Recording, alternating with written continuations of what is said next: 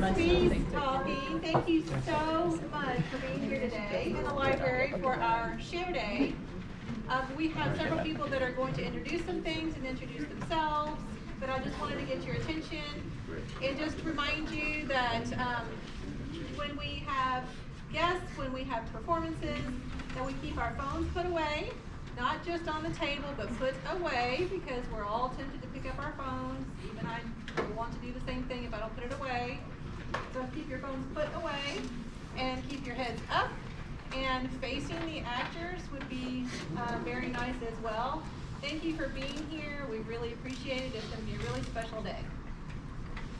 Thank you so much, Ms. Bees. Good afternoon, everybody. My name is Tallery McCrae. I am a teaching artist with Actors Theater, and I am also a teaching artist that works in lots of other arts organizations as well. And so I have been working with Ms. Bees and Mr. Johnson and Keith here and our friends at Braille Readers Theater, who we will introduce in a moment. But what I wanted to do to bring today with you, and also to share the plays that we have to read today. But before we get started with those plays, I wanted to take a minute and just thank everybody that made today possible, right? Thank you to Actors Theater. Thank you to Arts for All Kentucky, who supported this program as well. Thank you to the Braille Readers Theater.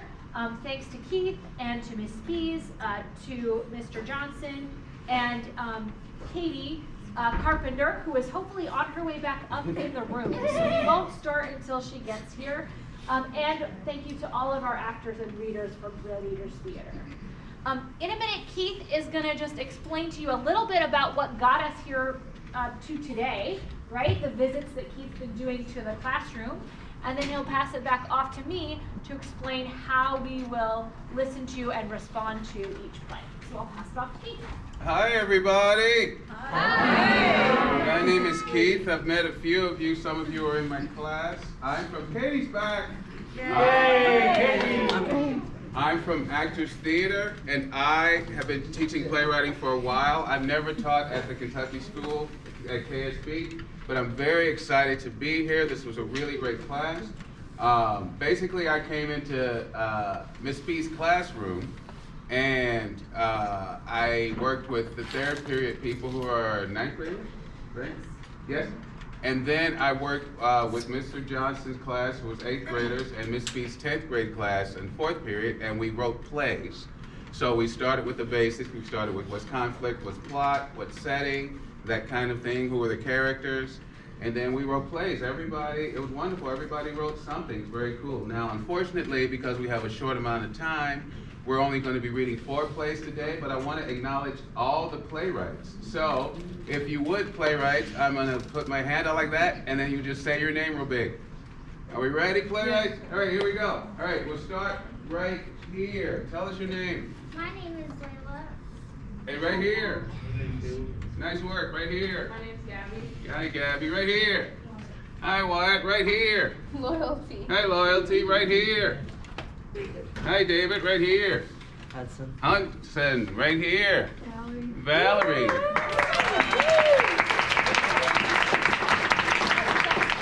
And there are more. You guys seem so excited. Well, we'll get some more. All right. Friend right here with a big bottle of water. Tell us your name. Jackson, right here. Cherish. All right. Hi. You know, right place is good to meet you. Right here with either, I can't tell if it's the Fox and Hound or Lady and the Tramp, but right here in the sweatshirt. Alana. And right here with the iPad, my friend in the back. Right. Hi, Ben. Is that all clear? I want to make sure I didn't miss anyone. Oh, wait, no. Right here. You were in my class, right? EJ. All right, give it up for now. We can roll it.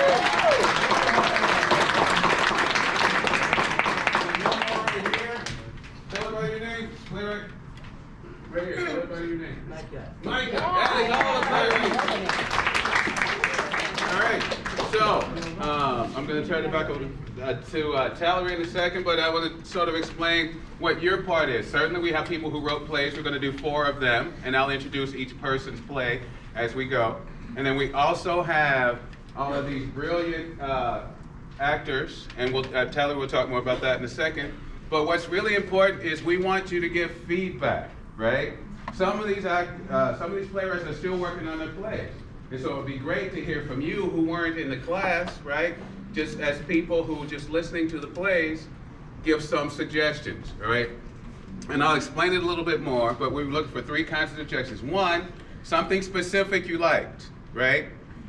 Like, I liked that character, or I liked that joke about the dog, or whatever that is in the play, right? 2, a wish. We call it a wish. Like, I wish that the brother had been older, or I wish they had gotten together at the end, whatever that is. And then 3 is I wonder, which means it's like, if you were going to change something about the play and the playwright wanted to do that, you could say, I wonder if they can't live in New York instead of Boston, right? Something like that, okay? Now I'm going to turn it over to Taylor, and then we're going to listen to some plays. Taylor? All right, thank you, Keith. So my friends, this afternoon, when Keith has been working in class with Miss B's and Mr. Johnson's class, when we have a good draft of a play, we've just been kind of making it work with the folks in the room, right? Like, okay, Miss B's, why don't you read this character? And Keith, why don't you read this character, right? And we're so fortunate this afternoon that we have some actors from Braille Theater who have been rehearsing the readings for these plays. And so in a minute, we're going to go ahead and go down the line and have these actors introduce themselves. So we'll start with BT. And that's right, I'm BT. I'm Ian. I'm Barbara. I'm Kathy. I'm Patty. All right. So, my friends, the readers today know a couple of things. Number one, they know the most important thing is that we hear these plays out loud and that we hear the words that have been written. So that means if we get a little backed up, if we get a little confused, if something happens, we'll treat it just like we would in class or just like we would in a rehearsal, which means we'll stop and go back and we'll adjust and then restart, right? So we're really kind of giving you a sneak peek of what that play development rehearsal process is like. So that's one thing. The second thing that's important to remember, and playwrights, I'm also specifically thinking about you here in the front row, is that we did our very best to carefully read your character descriptions and cast, right, and assign the roles to the actors that we thought could do the best job. But also at Actors Theater, we're firm believers that any actor can play any part. So we might have actors that are playing a different age than they are in real life, that have a different gender or gender identity than they have in real life, right? That maybe they have a different job than the character does, right? So we're being really fluid with casting, and we'll do our best. If you're confused as an audience member about what the character is actually like, listen carefully to the character description that the playwright wrote, because that was kind of our guiding light while we were doing that casting. Those were my 2 main things. Anything else to think about before we get started? All right, this is so exciting. So we have 4 plays that we're doing today. The first play we are going to be hearing is The Fall of Olympus, Rise of Arthur King by Caleb Robinson. Caleb, before we get started, is there anything you want the actors or the audience to know about your play, or something you want us to listen for? Not really much, kind of with it. I want everybody going in with like an open mind. Okay. Clean slate, open mind. So nothing specific to think about. We'll get some really nice feedback for you in just a moment. All right. The Fall of Olympus, Rise of Arthur King by Caleb Robinson. Characters: Arthur King, played by Patty, a 16-year-old boy with brown hair and eyes and a short frame, whose father is the god of thunder and lightning, is selfless and lost with too much to handle. Zeus, played by BT, the powerful god of lightning and thunder, whose form has not been seen by many and is extremely greedy. Alexandra King, played by Barbara, a nice and kind stay-at-home mother who is Arthur's caretaker and guides Arthur with wisdom. And Mendel, played by Kathy, a dwarf with long brown hair and a beard going down to his knees, who carries with him a staff with an unknown glowing rock mounted to the top, who is also known as the ruler and protector of the caves that he and his people live within. It's a quiet evening, a little too quiet, perhaps. 5 years after the war among the gods, down on a monument built for Zeus sat a boy named Arthur King. Why must I be born to a self-centered God? One who has nothing but greed in his heart and fame in his sights. All I see is infamy attached to his twisted name. Arthur takes a deep breath. Lightning strikes the mountain, and in the distance, startling him. So you do hear me. Show yourself, you coward. Silence fills the air for a moment. How dare you insult me, boy? I made you what you are. You would be nothing without... I never needed you. I didn't even know you were my father, at least until now. Another lightning bolt strikes the ground in front of Arthur. You don't deserve to know me. I am the all-powerful... Zeus goes quiet, making Arthur look up at the sky. Father, Father, can you hear me? The bell of Olympus rings, then silence fills the air. Arthur, listening to the distance, hears his mother. Help! Help! Arthur! Arthur sees his mother running towards him. Mother, are you okay? Yes, I'm fine. But we must leave here right away. Arthur and his mother hear the sound of chanting in the distance. Let's go, Arthur. Arthur and his mother run toward the village exit. Where are we going, Mother? We're going to a safe location. So we're just leaving? Turning our backs on our home? There's no time for our home. It's lost now. Arthur and his mother seek refuge in a cave. Now what? Do we just sit here waiting for something bad to happen? Or do we strike back? Arthur slams his hand on the floor of the cave. There is no time to be stubborn. We must set up camp for the night so we can head deeper to find Mendel the dwarf. Mendel? Who's that? Mendel is the dwarf of the caves and the man we're looking for. Why are we looking for a dwarf? Mendel is the key to starting a better civilization. Arthur balls his fists. So that's your plan, to abandon our people. Alexander points at Arthur. Your father abandoned those people. I'm just trying to survive. You're just like him, selfish and scared. How dare you talk to me that way? I am nothing like that awful man. Alexander turns away and lays down. Mother, I'm sorry for raising my voice at you. Save it, Arthur. Go to sleep. We have stuff to do at daybreak. Arthur and Alexandra both fall asleep while awaiting the next morning. Arthur? Arthur, wake up. It's time we head out to find Mendel. Okay, I guess if we must go, we shall go. Arthur and Alexandra descend further into the cave. Who goes there? Mendel taps his staff on the ground. It is me, Mendel. Alexandra, I've brought with me my son, Arthur. Hello, Mendel. We've come in search for some assistance. Arthur waves his hand. I know what you have come here for, and I want no part of it. But Mendel, there are lives at stake. I understand your pain, boy, but I cannot risk the safety of my people in the caves. So you just let people die without a second thought? Alexandra, calm your boy down before I have him removed from my cave at once. Mendel slams his staff on the ground.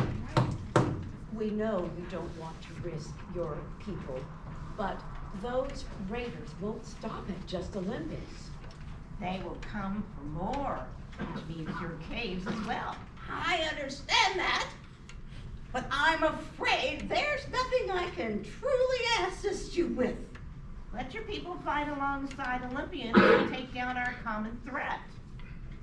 But that would... Mendel, there's no time for you to fight with your honor code. We must gather soldiers now if this is even going to work. Okay, I will gather as many troops as I can. But if we do succeed, my people must be allowed to the surface once again. What do you mean, once again? Me and my people weren't always cave dwellers, you know. But we must go if we want to end this battle. Okay, but who are we fighting? They're Norse soldiers. Norse soldiers? What is Norse? They're soldiers that fight with... They stopped and you hear chanting. Oh,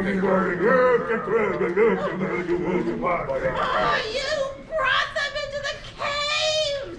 We didn't know we were being followed. Oh, there's one time. We must advance. They charge towards the exit. End of play.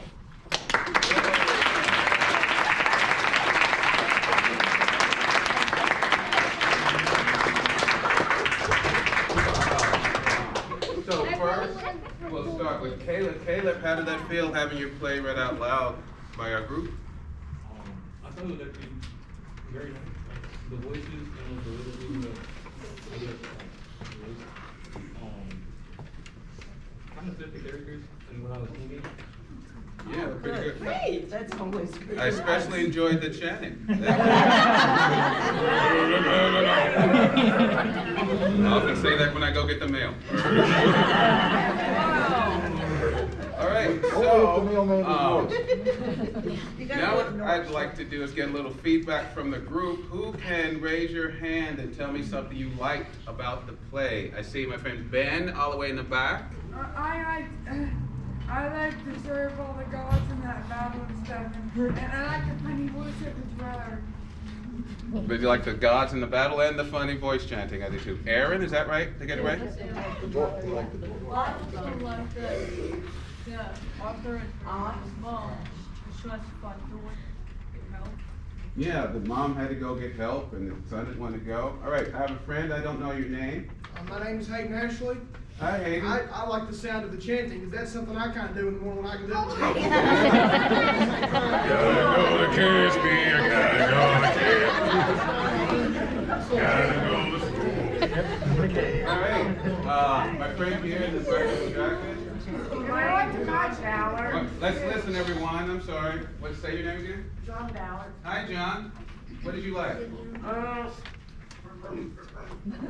That's very popular, Caleb. You did well with that. And you guys brought it to life. It was great. I pictured thousands of you, though there were just two. Keith, I was just reminding our readers that they can share things that they liked too. Certainly, as well. certainly. Yeah. So let's talk to our readers because you actually read it, so you have a different perspective. What is something you liked about Caleb's play? I like the bridges between scenes, the way they get to each scene part of it. Right, the scene transitions are very important, so it doesn't feel weird. All right, so we're going to ask our readers something that they like. I like the chanting. I enjoy the types of characters. They all had little different personalities, and I thought that was really fun how you put all those together. I like the way the God was brought to life, because even though the God is supposed to be all powerful, he keeps being interrupted.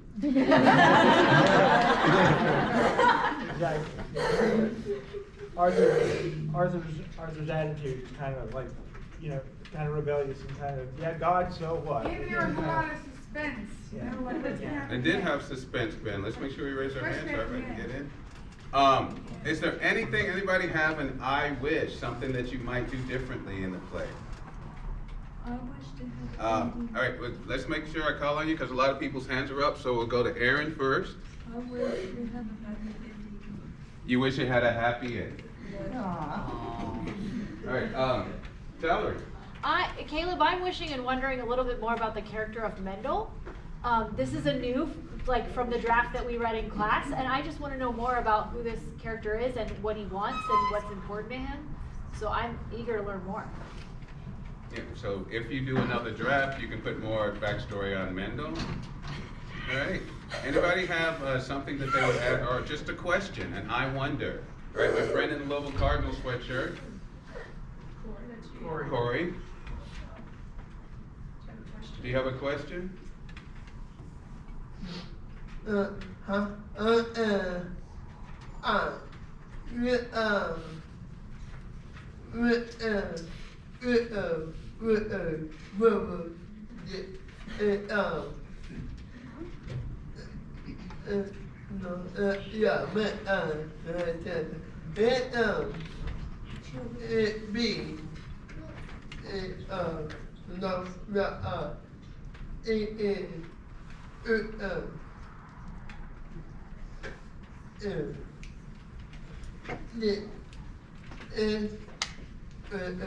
Me.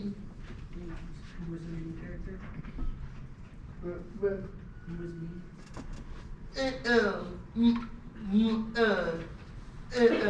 me? Me. I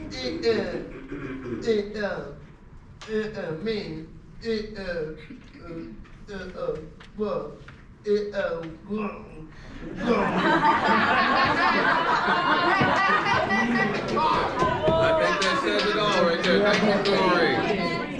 All right, let's move on to our next play. Thank you, Keith. All right. And one more round of a hand for Caleb. All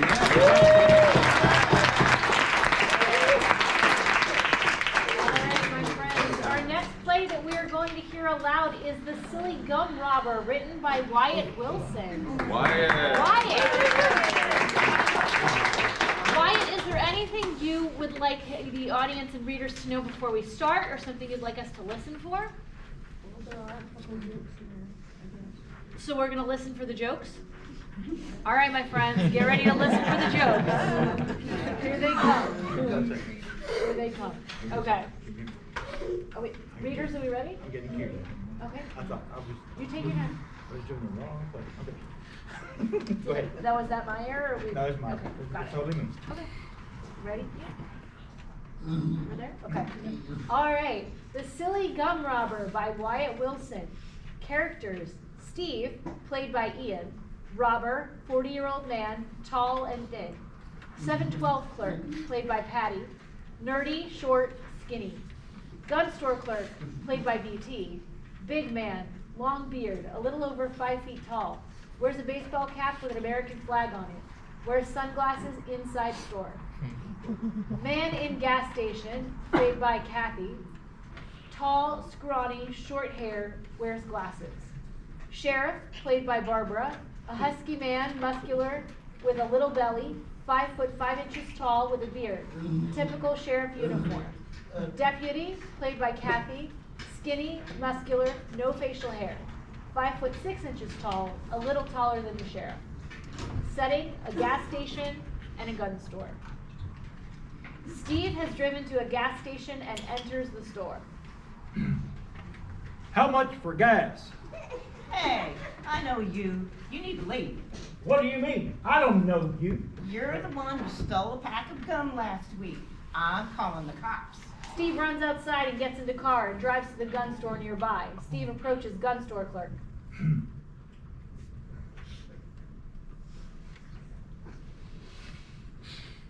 Give me a gun. Okay. I need some ID. Clerk looks at ID and searches on the computer. Sorry, you're a convicted felon. Steve says angrily. Fine. Steve walks up to the man outside the gun store and quickly grabs their gun from its holster and runs back to his car. Steve returns to 712 gas station store. Steve pulls out gun on the clerk. Okay, give me all your gum and 25 cents. Okay. Jonas in the back, and here's a quarter. With one hand up, the other hand pushes the button under the table to call police. Steve takes quarter, runs into the back of the shop, grabs gum, and then runs out to the car. Oh my gosh. No gas. Dang it. I knew I should have filled up earlier. He starts to panic. He hears sirens and sees red and blue lights. He spots a moped outside the gas station. He grabs the moped, jump starts it, and drives quickly back towards his house. A few minutes later, the police arrive and ask the clerk some questions. Why did you push that button? Because the man took all the gum in the gas station at 25 cents. You know, a quarter. The deputy starts giggling, and the sheriff quickly hits him on the back of the head. Sheriff says to the deputy, Get it together. He came in for some gum, and I told him to leave because he stole gum from me last week. He left and came back with a gun. Okay, we will see what we can do. Sheriff and deputy return to their vehicle. They then head off to the gun store. They arrive at the gun store. Have you seen anyone suspicious in here today? Yeah, a man came in here and said, give me a gun. I couldn't give him a gun because he was a convicted felon. Then he ran outside and stole that guy's gun. I think he called the cops too. What did he look like? Yeah, he was in his mid-40s according to his ID. He was tall and skinny with salt and pepper hair. The sheriff talks to the man who had the gun stolen. Sir, can you describe the man who stole your gun? Really? You just got information from the clerk over there. The man puts his hand on his forehead. He looks like he's in his mid-40s, tall and skinny. The sheriff giggles. Okay, my bad. The sheriff returns to his vehicle, followed by the deputy. They look up information about 40-year-old convicted felons named Steve. Well, look here. There's a convicted felon named Steve living here in Ferndale, California. Then it's him. All right, let's go. They drive in the direction of the felon's home. Sheriff and deputy arrive at Steve's home. The sheriff and deputy get to the house, and Steve sees the red and blue lights. Oh no, good thing I have a gun. Steve yells out, Get off my property, you don't belong here. Steve, you are a convicted felon and we have suspicions you robbed 712. I don't know what you're talking about. Come out with your hands up. Look, we're going to knock in the door. Steve runs out the back door where he parked the moped. He drives back to 712. Sheriff and deputy follow behind him. Sheriff and deputy hear a bang. Sheriff and deputy notice that the car is going much slower. Apparently the car now has a flat tire. Steve arrives at 712 before the police. Steve speaks directly to the clerk. Here's all the gum I stole and 25 cents. Why are you giving me back 25 cents? That should cover the gum I stole last week. Sheriff and deputy arrive at the 712. They see that they have a flat tire with a bullet hole. Hey, change the tire. I'm going inside. Deputy looks at the tire and goes to the trunk and gets the tools to replace the tire. Sheriff walks inside the gas station. Sheriff immediately sees Steve. Hey, drop your weapon on the floor. Put your hands in the air. Sheriff pulls out a taser. Fine. Steve takes gun out of pocket, drops it, and puts hands in the air. Sheriff immediately tackles Steve and handcuffs him. Really? That was not necessary. You can never be too sure. You were the one who shot out my tire, right? You are under arrest for grand theft auto, 2 counts of armed robbery, unlicensed ownership of a weapon, resisting arrest, unfleeing the scene of a crime, attempted assault, attempted manslaughter, and maybe more. Now, let's go back to the cop car.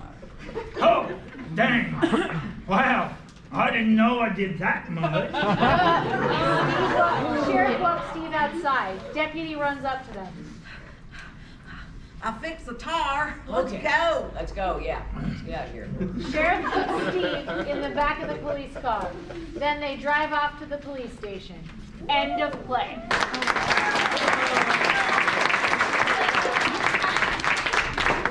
So first, let's hear from our playwright, Wyatt. What do you think about having your play read out loud? You thought it was fun? Well, it's good that you thought it was fun. Yeah. That's right. That's good. That's good. All right. So let's get some feedback from our friends. David, you wanted to say? Yeah. The part where he listed who's the sheriff and listed all the crime was pretty funny. Especially since I got to help in that part of it. Oh, I love a collaboration. Well, Nice cool. work, guys. Nice. Anybody else want to say something they liked? Alana? I'm interested about what is manslaughter. Oh, that's a good question. Can you explain what manslaughter? Manslaughter means you killed somebody. Yeah, but like it wasn't. Manslaughter is like unintended murder. Yeah, it wasn't. Yeah, there's a difference between it, but that's essentially it. Nice work, Wyatt, doing your research. Aaron. I have a question. Why did Why does he steal the gum? you go? Why does he steal the gum, Wyatt? Because he wants gun. Because he wants some gum.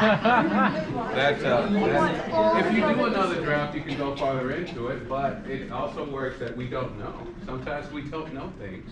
All right, so we're going to Ben next. Keith, we got one in the back here. Yeah, I'm going to go to Ben. Okay, got it.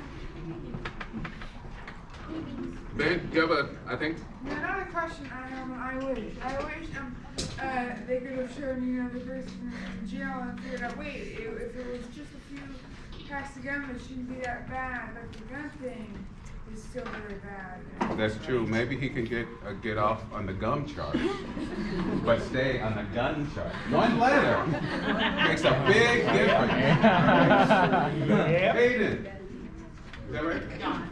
John. Sorry, Hayden's over there. I like the part when he traveled into the ground like he was tased. You said again? I'm sorry, I missed it. Tased. Oh, when he gets tased, he almost gets tased. Fortunately, he puts the gun down, so he doesn't get tased. Yeah. This is one of our friends from Actors Theater. This is Sophie. Hi. Hi. Yes, I thought it was very clever and comedic how you kind of subverted our expectations with something that would normally be like, a scary situation, like a gas station robbery. But what if he was just stealing all their gum and a quarter? You know?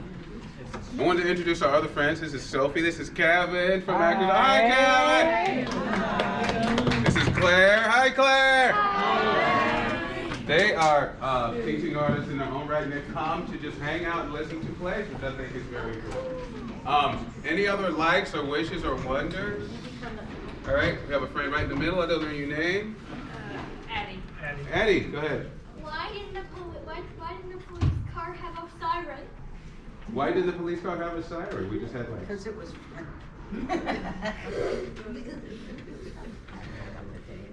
Because what? Why do you have an answer? Was there a siren? Yeah. There was some sirens in this district. There was a siren. Yeah. So maybe I misheard your question, Addie. So why did they have a siren? Why didn't they have a siren actually? Oh, there was a siren. It went through quick. I missed it too, Addie. So you're not by yourself. It was just a spirit moves you kind of siren. We didn't do it. Yeah, it's not as good as the chanting, people. You need to work on that. All right, one more question from my friend in the red jacket. I don't know your name. Shaming. Keith? I like the sound effects that it was in the play. Say again, I'm sorry. Sound effects. The sound effects. Well done. Oh, I should do some Foley work in the radio. All right. One more time for why? Oh, one more question. I'm just going to add how much the actors are bringing the story to life. Yes.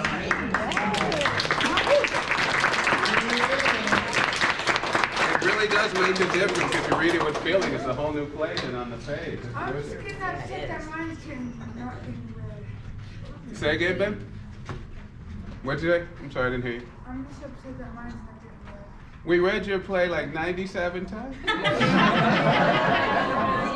Ben, you want to? Okay, here's what I'll do, Ben. You want to tell him what your play's about? No. Easy. My play's about a play date with my friend Trey. There you go. And what goes wrong?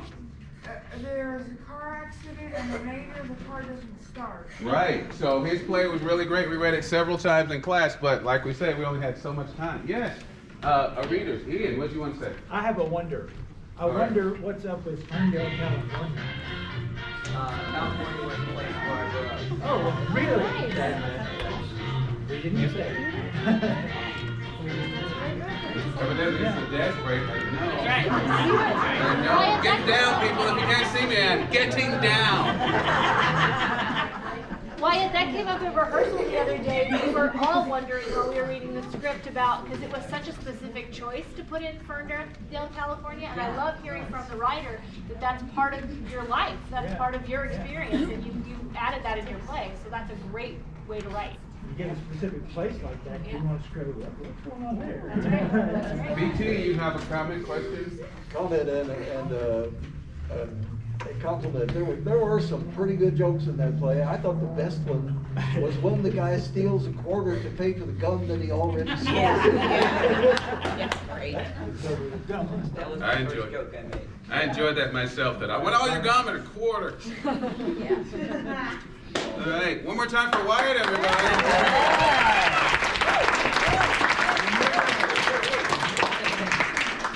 All right, the third play we are reading this afternoon is The Office Incident by Loyalty Sales.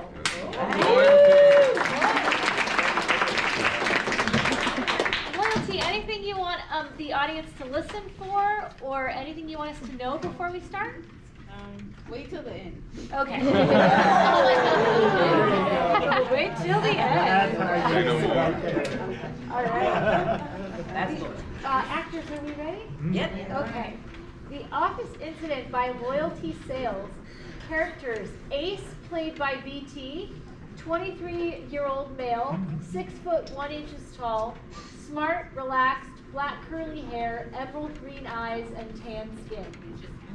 Penelope, played by Kathy, 20-year-old female, 5 foot 1, smart, bubbly, kind-hearted, orange wavy hair, ocean blue eyes, and pale skin. Random meeting participant, played by Barbara, who is kind. Setting: in an office at work, typing on their desktops. Penelope, what time did you set the meeting for tomorrow? I have set the meeting for 10:30 to 12. All right, thank you. If you don't mind, can you send me the notes from the most recent meeting from last week? Yeah, sure. Is there something wrong? Not at all. Well, can you do it now? No! She looks up from her desktop at him with a shocked face.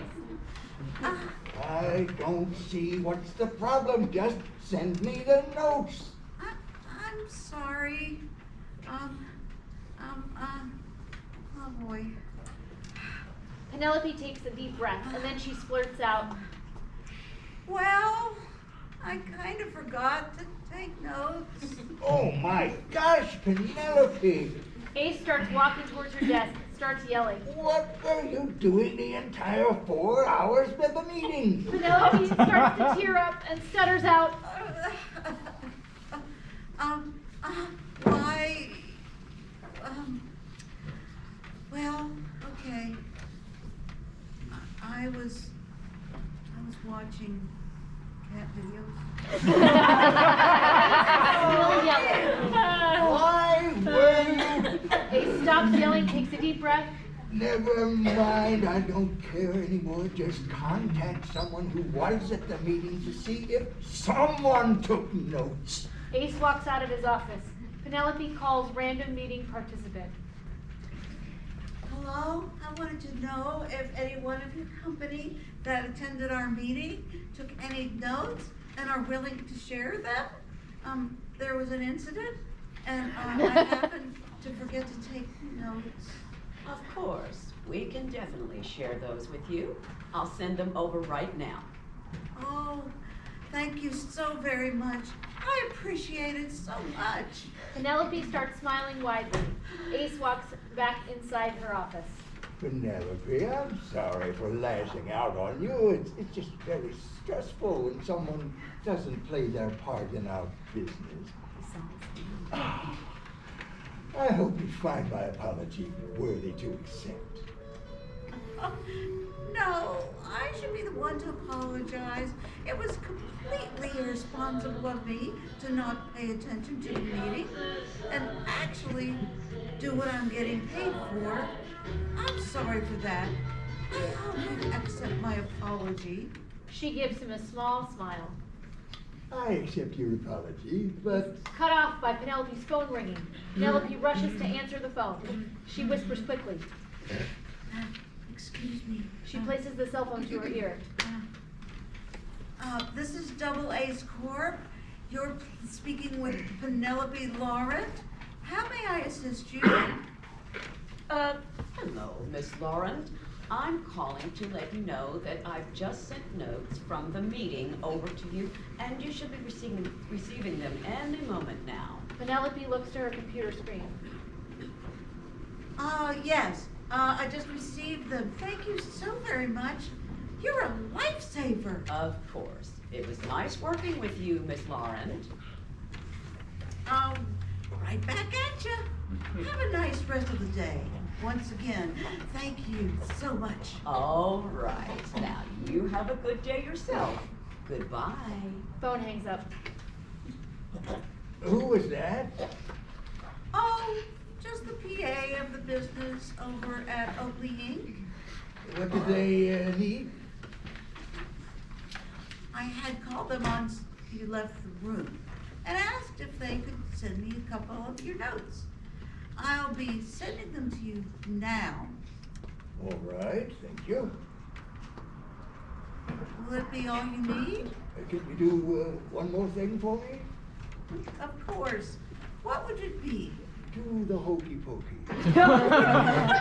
Pack your things, 'cause you're fired. This was your last chance. I've given you 5. Why is it so hard to do what you're supposed to do? I don't ask for much and you still failed. I just don't understand. That's why I've already hired another PA. You'll be here in about 30, 45 minutes. So you better get to packing before he gets here. I'll be leaving, and once I get back, I want you out. All right. Ace walks out of the room. Penelope mumbles. I didn't want this stupid job anyway. She begins to pack all her belongings. The end.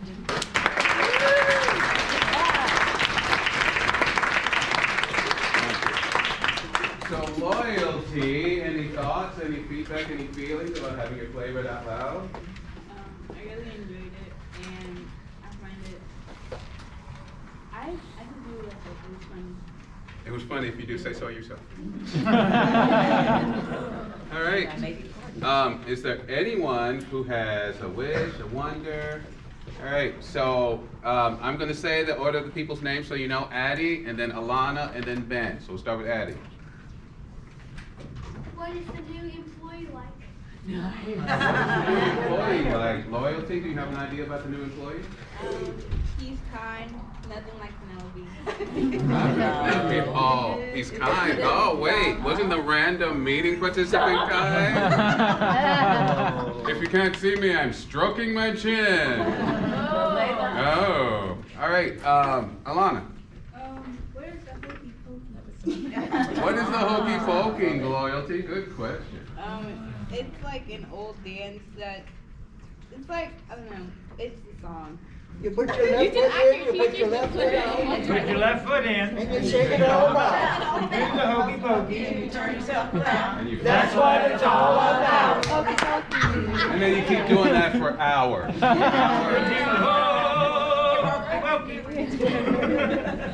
All right, Ben, did you have a wish, a wonder, or a like? I wonder,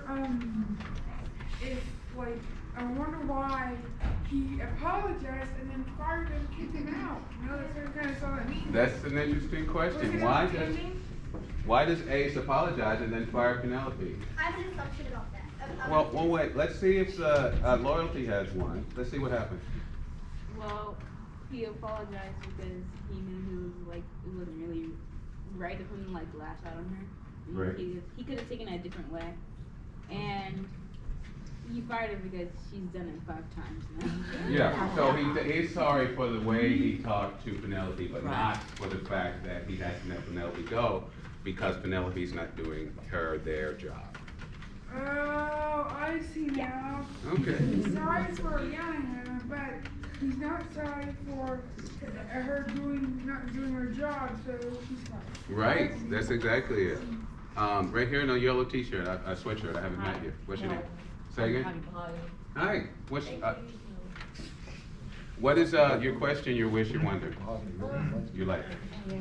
I wonder if Hokey Pokey, meaning like she has to turn herself around and change things for herself.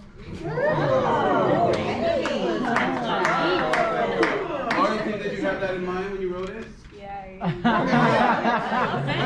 What's so great, Loyalty, is that people are picking up on things like you don't say. I love that in a play or a movie, where it's like, I'm not gonna say this right out loud. If you get it, you get it. You know, what they say, if you know, you know, right? All right, I wanna ask our readers, anything, right, and we're gonna get Sophie also. I got a question. For Yeah. Loyalty.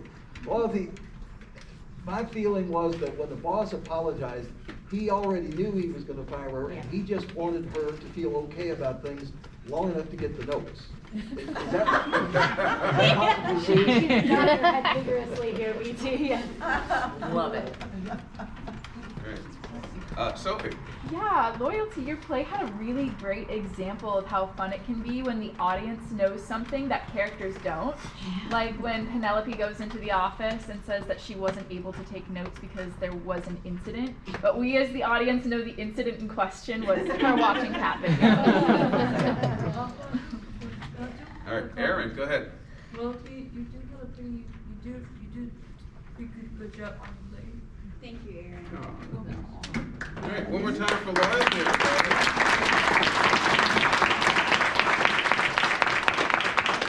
Also, shout out to Mahogany. We had a moment of recognition here. The reader said, Mahogany wrote a play last year. Oh. Right? So how great is it that we have a community of writers where if it's not your year this year, you can, there's always another opportunity to both contribute to the plays, and to do it again. All right, my friends, our fourth and final play of the afternoon is... A doozy. Are we ready? Drum roll, please. I gotta make sure I've got my notes here. It is The Pizza by Layla Grottenthaler.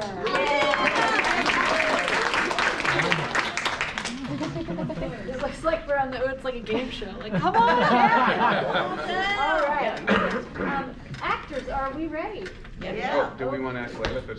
Yes. Layla, before we start, is there anything you would like the audience to know or listen for or think about? Just listen to the character's personality and basically it's a really fun. I had really fun making it. Oh, excellent. That's what I have to say. Excellent. Oh, we're so excited to hear it. Thank you, Layla. All right. Actors, are we ready? Yeah, I think so. Okay. Ready. The Pizza by Layla Grottenthaler. Characters: Axel, played by Ian, 34, male. Puff, played by Kathy, 20. Benatar, played by Patty. Scene 1, near Chuck E. Cheese. I want some pizza. Me too, but we don't have any money. Oh, man. Wait, I have an idea. What is it? We can sell some drinks to get money. No, I thought we were going to rob a bank. No, we would be in jail for weeks. Jeez, it's a joke. And we can't get money like that. Oh. So hang on, let's pause for just 1 second. So we're just gonna go right back to, we can sell some drinks to get money, because Puff has a whole line, we would be in jail for weeks. Axel, there's no way we could get money like that, and then Axel does. Dude, it's a joke. I did that again. Okay. No worries. All right. No worries. Is that a good place to go back to, or do we want to? Yeah. We're good. Okay. Where are we going at? I'm sorry. It's your line. Where I So say- Puff, Oh, we can I sell. thought we were going to rob a bank. Let me find this again, sorry. No Here we worries. go. Okay. Okay. Man, we would be in jail for weeks.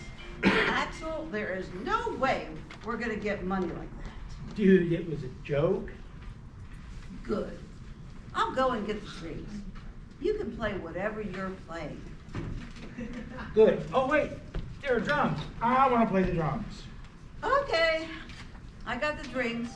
And by the way, what were you yelling for? Nothing. Oh, okay. I'll be outside. Oh, wait, I want to go too. Setting 2, outside Chuck E. Cheese. Excuse me, Look at inside all- Chuck E. Cheese. Look at all this money we got just by selling drinks. Yeah. Yeah. Now we can get pizza. What pizza? The pizza that we wanted? I don't remember talking about any pizza. We both wanted pizza, so we were selling drinks to get money. Axel, are you sure you remember what was happening? I know nothing anymore. Well, what now? I don't know. Setting 3, back in the bus. Well, Axel, we got pizza, and I know you don't remember anything about that. Yay, pizza! Well, we got the pizza. Yeah, we did. Yeah, I got pizza, but why can't you remember it? I do remember it, stupid. We were just now selling drinks to get money for pizza. What? You just forgot about it and then remember it just like that. Benatar enters. Hello, guys. Oh, great. It's you. Yes, it is. Hey, why do you sound so sad about it, huh? Was it something I did? Benatar, please go away. All right then, but I have to have a conversation with Axel if you don't mind. Okay, fine. I'll be back. Have fun. I suppose. That was sarcasm. All right, thanks for being sarcastic. Fine. You too. Come on, Axel. Fine. Don't eat all the pizza. I'm gonna go to sleep. Setting 4, in the kitchen of the bus. I'm back. Yes, we're back from our conversation, Puff Puff. Oh, he's asleep. Why? I'm not sure I understand why, Axel. Puff, wake up. What's wrong, Axel? I'm back. OMG, what is it? It's a spider. That's what it is. Spider, where? Right next to you, Benatar. Ah! Spider! Axel, kill it! Oh! What, Benatar? It's just a spider. I hate these things. Why? Because they scare me, Puff Puff. Don't be such a big baby, Benatar. They don't hurt you. Well, they scared me one time. Well, if it was one time, it would not happen again. I don't trust spiders or any bugs. Well, Benatar, you're a bug to us, and we're not scared of you at all. I'm not a bug. I don't have 8 legs and I can't fly. Wait! You meant that kind of bug. That's mean, Puff Puff. I don't care, Benatar. We all don't care what you were thinking or what you were afraid of. I care. Shut up, Axel. Oh, You know we don't. never mind then. Benatar, get out from underneath the couch. No thanks. I'm just gonna stay here for now. Benatar, come out. Quit being a big baby. I'm not a baby, Puff Puff. Guys, our pizza's getting cold. Not now, Axel. Benatar, come out. I killed the spider, okay? You did? Yes. Well, Okay, I lied. It's not dead. But I was just...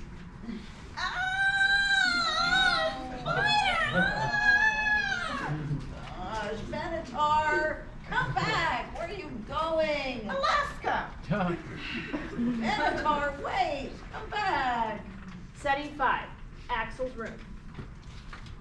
Axel, I need your help. Benatar ran away because of the spider. That's stupid to run away for.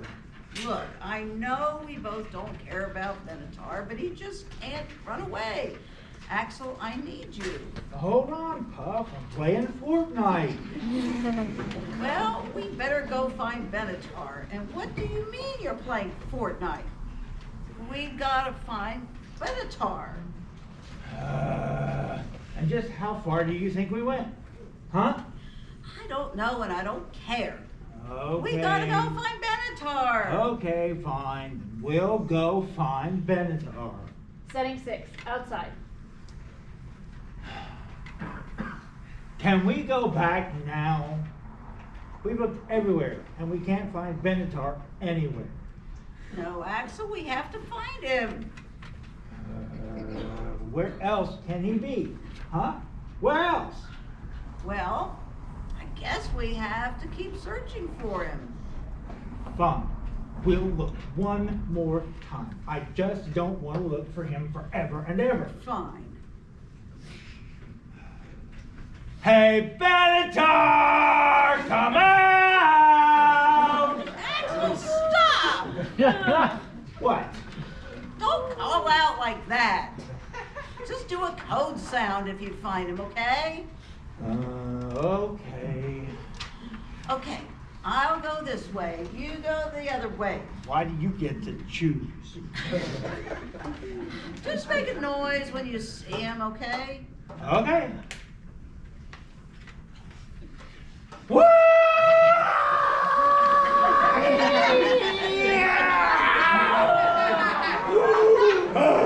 What's wrong? I need to use the bathroom. I told you to make a noise when you see Benatar, not when you need to use the bathroom. I thought Benatar was in the bus. Why are we out here then? You saw him in the bus, but you didn't tell me? Look, I don't know why you're yelling at me for. Benatar was the one that was in the bus this entire time. I don't know why we're out here. Axel, can you not be a ding-dong? Ding-dong!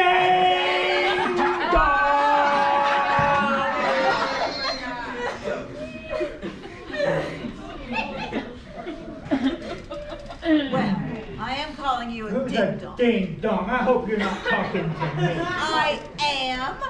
We were out here for 10 minutes and you said you saw him in the bus this whole time. I said, make a noise when you see him. Hey, and I you could be... did nothing. I could be playing Fortnite this whole time. Well, too bad you are. Guys, what are y'all fighting about? We were looking for you for 10 minutes to find you because you ran off. Oh, I see. You were following me, right? Yes. I was just scared of the spider, that's all. So how did you get back in the bus? You were too bossy to Axel, and he was the only one who saw me go back in the bus. Wait. So are you guys trying to say that this was all my fault? I didn't say anything about it being your fault at all. I just said that you were being bossy to Axel. I said nothing else but that. Go away, Benatar. Okay.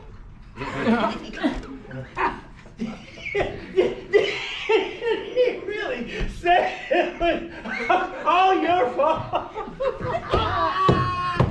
That's what you get. Oh yeah, funny ha-ha. I'm not laughing. Oh, man. But no one else is. But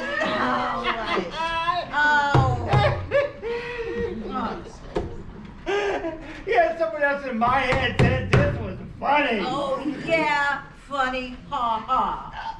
I thought it was funny how Bennett burned you. He's not even good at that. I'm going back on the bus. Fine, you can go back on the bus, but don't get mad at me. Puff, after we were looking for him for 10 minutes. Not funny, Axel. Puff, Puff, why is Axel yelling? He's being stupid. stupid. Well, that's not nice.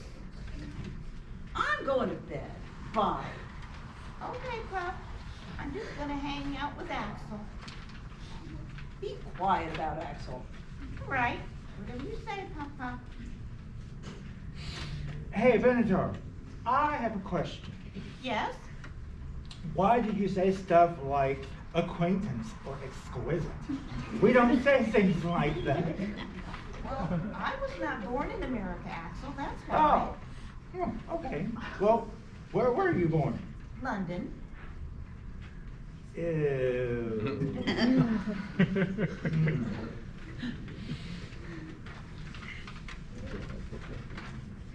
Is that London? Is that why Puff Puff hates you? I can't say that he doesn't hate me. Oh, cool. I'll hate you too. Well, you don't have to if you don't want to. Oh my crap, Venator, can you shut up?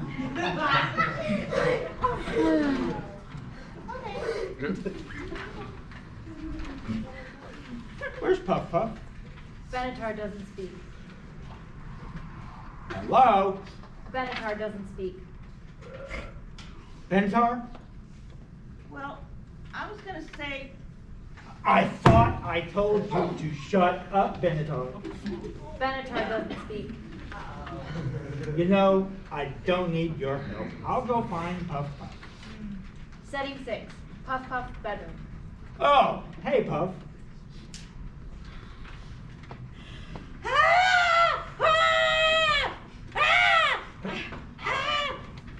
Are you okay, Puff? No, you scared the cheese ball crackers out of me. Sorry, Puff. guys, what's all the screaming? Get out, Venator! Setting 7. Park. Nighttime. Well, guys, I'm gonna go to bed now, okay? Oh, sweet. End of play.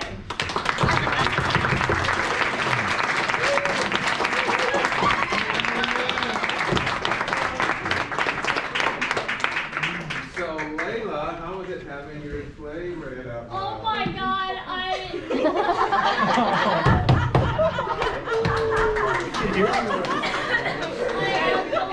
loved it. It was more funnier than I thought it would be. You know, we thought the same thing when we got into it too. When we read it, we thought, ah, and then we did it, and we went, ah! That's what happened in class. I'm glad you brought that up. In class, when we read it, it was just, okay, you know, we read it quietly, but then when you hear the voices and you hear all this wonderful work that the readers did, we realized, oh, it's got to work. It works out loud much better than it does on the page. And that happens a lot with plays. So that's why we always have readings, even if we plan to do a different thing with it. We do want to read it out loud. David, what did you want to say? So I know something about the characters in the play. What do you know? Well, they're actually characters from how do I explain this? Like, they're characters from this, I guess you could call them this ritual band. They're made by one guy, and he has one other person that works with him. They basically make songs using those characters. Who is it? His name is Ray William Johnson. And I want to find his stuff. The band is called Your Favorite Martian. Oh, yes. Okay. Thank you. There was another character in the band, but I guess she didn't include it. Yeah, that was my,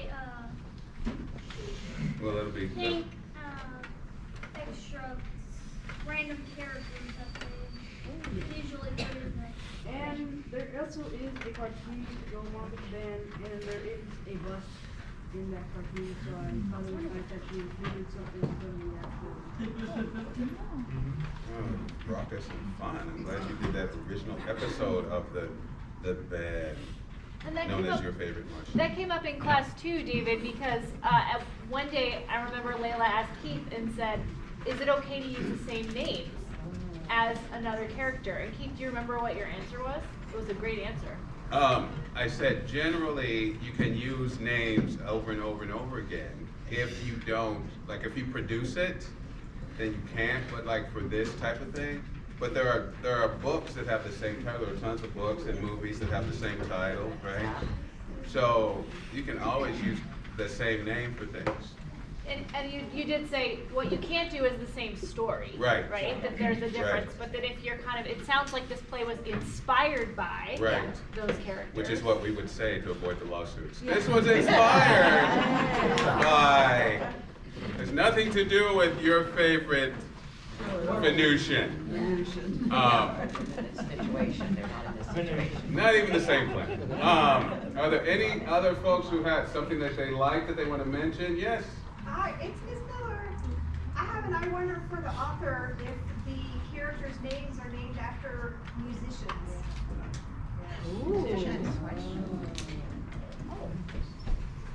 Do you know if the people in the cartoon are named after other musicians? I only know that that Benefort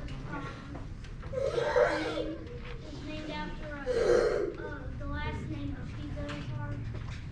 That's the only one I basically know, and then there's probably tons of bands other than that. Because I thought of Axl Rose and Pat, as soon as they said Benatar. Oh, Pat Benatar. Because I'm very old. Okay, that's too spooky. That's wild. Anything Y'all else? didn't tell me that. Anybody have? Yes, Aaron, I like and that then when he Corey, said and then Eddie. London. So Aaron, go ahead. I like that he said, so before we go in, so he said London, go to London. Twice. Yeah, I love the absurdity. All right, Corey, what you want to say? And then Addie, you can put your hand down. We'll get you next.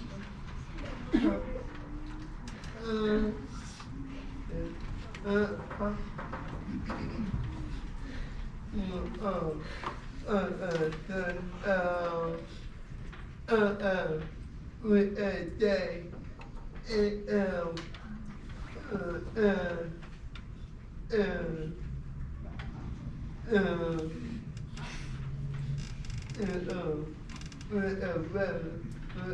people, ball, good.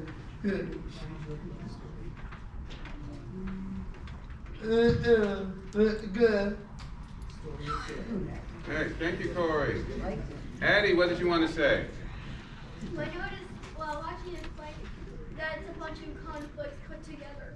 Yes, and that's very important in the play. You have to have conflicts. The characters have to want different things. Otherwise, we don't want to see this play. If they get along, it's like, oh, that's boring. Let's see some conflicts. Ben. No. I'm sorry. Addie, I thought you were finished. I'm sorry. Go ahead. So first it's like money trouble, and now we gotta run away, and then we gotta run away, and yeah.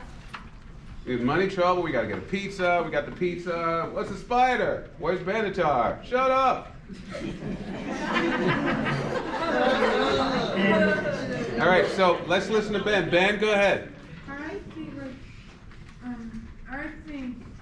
I wish we would have left out the scene 1 and scene 2. I think we should have put there are 6 settings in the description of the play rather than in the play, like in between the sections. It just says scene 6. She said they go outside or they go out to the cheese and then after the cheese this happens, you know?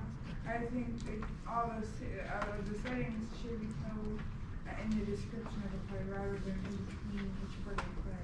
So that is a choice, Ben. I hear your choice. So you can say scene 1 is this place, scene 2 is this place. And I've seen plays like that. And then they just say, later on, they just say scene 1, and you have to go back. The trick, too, is that because we were reading the play, we wouldn't hear that if we weren't reading the play and the actors were actually doing the play, like with costumes and sets and like at Actors Theater or something. So we'd have different clues. But today we needed those clues so we could visualize in our minds where they were. And also the stage group. And also the stage directions, right? Nobody would come out and go, Benatar hides under the bed, and then they would go out. So we would know that that's happening because, you know, there'd be words or we'd see it. All right. Any other thoughts? Yes, Alana. How did they get the Chuck E. Cheese in the first place? How did they get the Chuck E. Cheese in the first place, Layla? They drove. They drove. In a tour bus. In their big tour bus. Of course. All right, Tallery? Layla, I thought it was interesting, while we were rehearsing this earlier this week, the characters are so, the relationships between the characters are so clear and so strong. That was really the main focus of our conversation. I don't know if any of the readers wanted to share some of your thoughts, but it's a really unique, great thing, a really good tool of writing when you can write such a short play and have such clear relationships between the characters. Any other thoughts on that, actors? We spent a bit of time talking about who these characters were. Well, like I said, for me, reading through it the first time, I was scratching the back of my head going, what am I gonna do with this? and then because I was reading it by myself and didn't have anybody else around. So when I got to rehearsal with the rest of these guys, whom I feel very comfortable with, and we could do anything, I was just like, I still was like, okay, what am I missing? What am I missing? And then all of a sudden, out of nowhere, Patty gave us Benatar. Yeah. And she just, something just went inside the head and just went, flip, and it was a little switch. Next thing you know, next time I'm running through it, I am rolling around in the floor, laughing. Yeah, literally in the floor, because I was like, I get it now. I get it now. Let's have some fun. Yeah. And it was so much fun. The discovery of the character, that it was just fun. It was just fun. We have just a few minutes. I would like to hear from the readers about how you prepared, because you had, let's give it up for the readers one more time.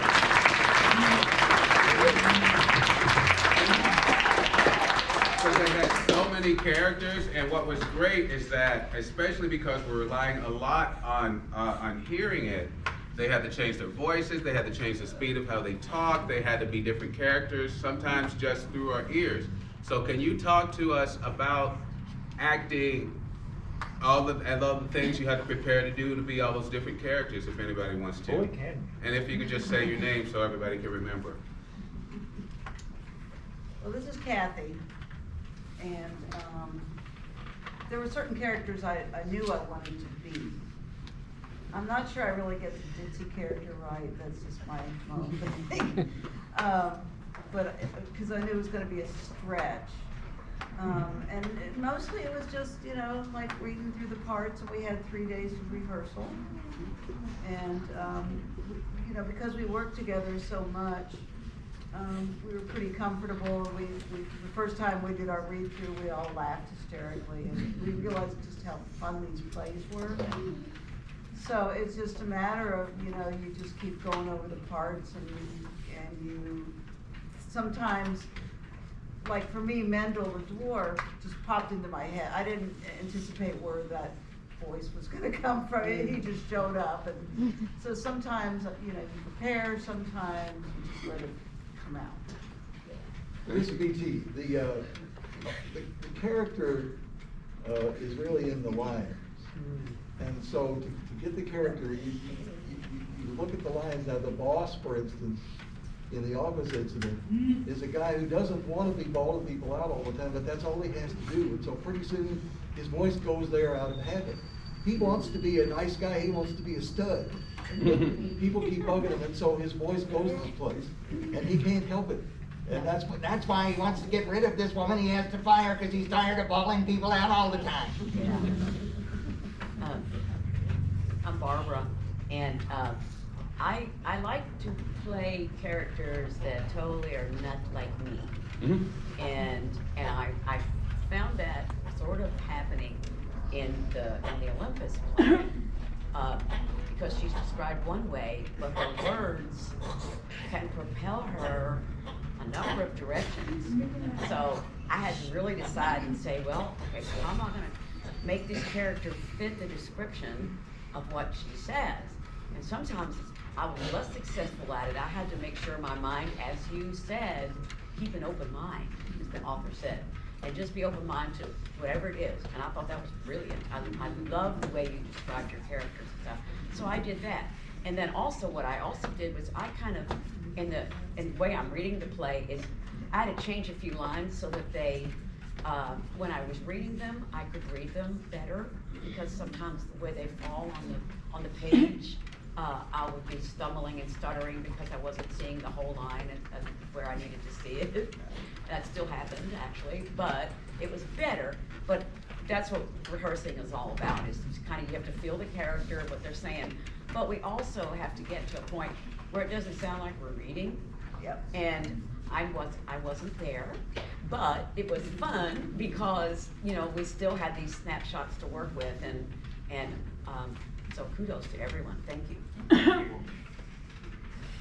All right. Andy, yes, I'm sorry, go ahead. I'm Ian.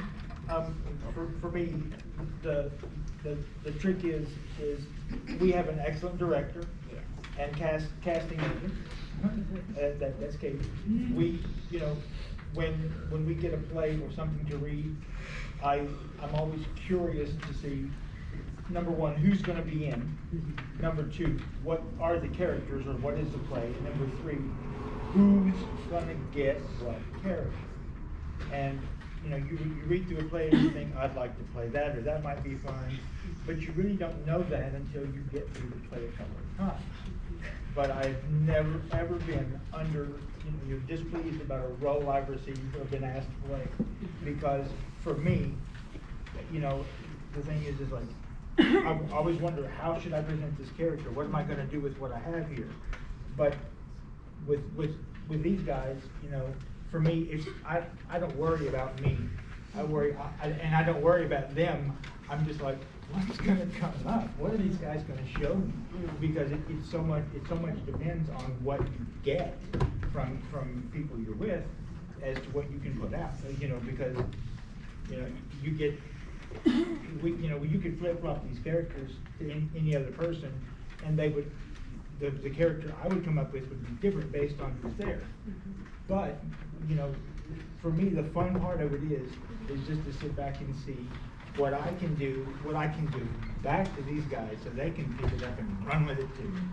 So it's just like playing a game of catch. I'll throw it back to you. You know, you catch it. Go long. Yeah. No. Go deep. You you just got to keep. It's just how long can you keep this thing going? And, you know, it's really fun working. Yeah.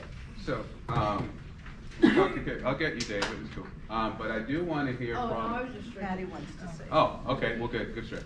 I just wanted to hear from Kate. Pat, did you want to say before we? Yeah. Okay. I've been in a few of these plays, not as many as some of these other people have been in, and so I've never done this kind of thing before. So I don't know. I didn't know what to think, what was going to happen, what to expect. I thought I threw things up and nobody likes what I do, and you know, I was nervous. I woke up this morning going, oh man, I don't know.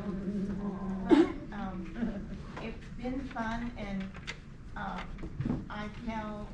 just kind of sort of just, especially the Benatar character. Yeah, baby. I just kind of somehow, I don't even know how, just kind of walked into that. You did. Yeah. And I sure don't understand it, but I did. I asked questions, did I do this right? Did I do that right? And the part about the spider, wait a minute, I'm not a screamer. I never scream. How am I gonna do this? But everybody said I did. So, I just have to keep, I'm glad I have these guys that have my back. They keep encouraging me to keep going on and doing what I'm doing and tell me I really am okay. You are a vet, man. You are okay. Right, so Katie, we'll let you have the last word. Can you talk to us a little bit about directing the plays and casting them? I really enjoy casting. I think I'm really good at that. But then I just say, over it, guys. And you tell them what works and maybe what they can change to make it work even better. And I'm retiring this year, so this is like the second to last play we're doing. We are actually doing a play written by BT there at the end. BT wrote a play, all right. I hope you got some pointers today. Well, absolutely. Work in progress. Oh, there's something more. So those of us who produce or direct plays, a lot of what we do is hard work behind the scenes. You're making the phone calls, you're establishing schedules, you're figuring out dates where and when. And a little bit of blocking, do a little bit of blocking in our major plays. But then I've always felt that after you do all that, then you get this wonderful gift. You get the gift that these people are coming for it. You're part of the audience. And that's basically why I do it. I like to watch solo shows. So thank you all, everybody, for coming, for being such a great audience. We really appreciate all your feedback. Thank you, folks from Actors Theater, for coming. Thank you, Mr. Johnson and Ms. Spees, for having us. And especially, I want to thank Tallery McCrae for putting it together.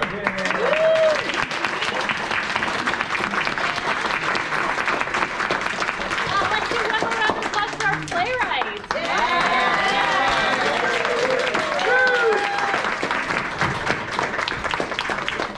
And Ms. Spees, I'll turn it over to you for what's next for our students. What's next is we have just a few minutes, so I'm assuming your 7th period teacher can grab you, you can get your things, and when the bell rings at 2:35 you can go. Your teachers can decide if you stay in here or if you go back to your classroom. My class needs to stay in here. All right, thanks, everybody. Thank you. So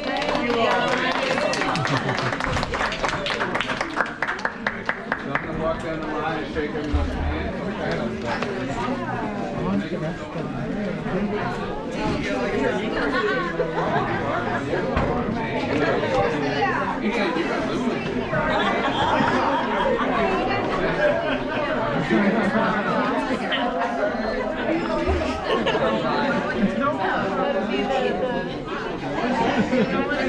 Okay.